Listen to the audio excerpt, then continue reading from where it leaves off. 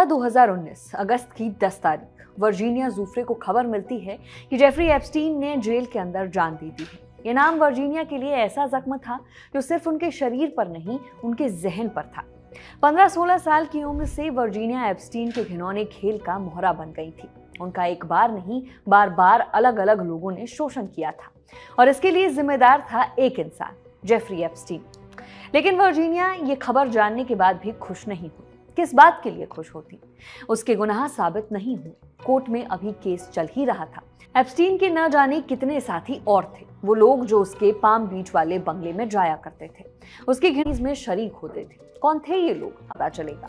Jeffrey तो ये सब बताने के लिए रहा ही नहीं, या फिर यही वजह थी कि हटा दिया गया।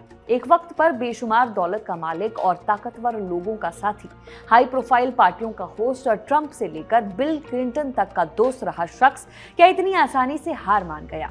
क्या है जेफरी का सच? एप्स्टीन ने एक नेक्सस बना रखा था। इस नेक्सस को चलाने में उसका साथ देती थी गिलेन मैक्सवेल। दोनों ने मिलकर बाकायदा अपनी हर घिनौनी हरकत की एक रिपोजिटरी तैयार कर रखी थी। यही है एप्स्टीन फाइल्स, जिनका नाम आपने भी न्यूज में सुना होगा। इन फाइल्स में सारा ब्यौरा बनाकर रखा गया, कौन से कहां, कब और क्यों मिल रहा था, क्या कर रहा था, यहाँ तक कि तस्वीरों समेत कई साल से ये मांग उठती रही है कि इन फाइल्स को सार्वजनिक किया जाए, क्योंकि भले ही एप्स्टीन नहीं रहा, गिलेन जेल में है, लेकिन जो लोग उस आइलैंड पर जाते थे वो अभी भी कॉलर ऊंचा करके आराम से घूम रहे हैं। जितनी बार एप्स्टीन की मौत का जिक्र होता है, इन सफेद पोशों की ओर इशारा चला ही जाता है।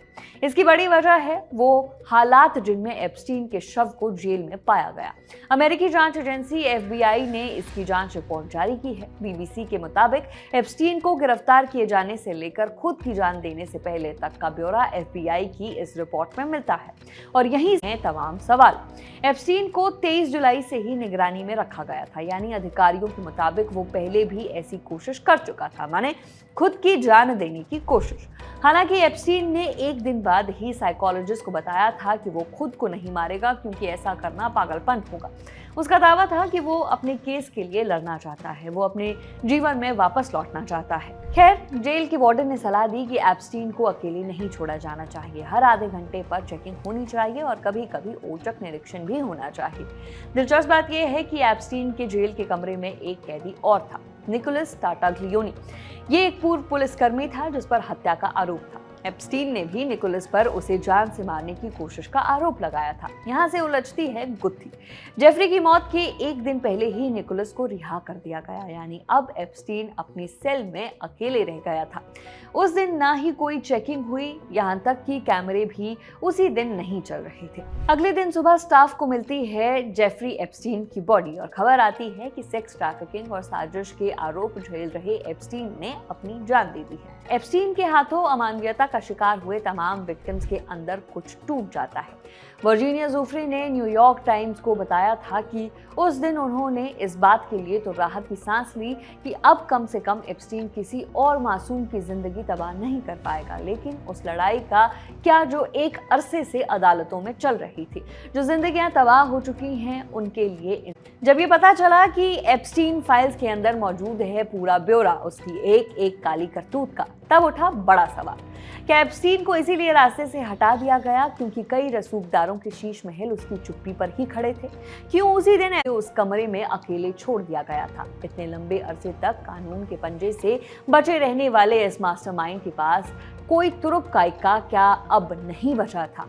कुछ दिन पहले ही अपनी जिंदगी को उम्मीद के साथ शख्स ने अचानक हार मान ली। ये दावा हजम कर पाना बहुत मुश्किल है। अमेरिकी सरकार काफी हल्ले के बाद एप्स्टीन फाइल्स के हिस्से रिलीज कर रही है। इसमें कई बड़े नाम पहले ही सामने आ चुके हैं। एप्स्टीन अब नहीं है, इसीलिए इन दस्तावेजों को बड़ी आसानी से खारिज कर दिया जाता है, साजिश करार दे दिया जाता है। गिलेन मैक्सवेल को 20 साल की जेल हो चुकी है। ये उन तमाम सर्वाइवर्स के लिए एक छोटी सी जीत ही है, लेकिन सवाल अभी भी बरकरार है जिनके जवाब मिलेंगे या नहीं शायद ही कोई जानता हो। इस खबर में फिलहाल इतना ही।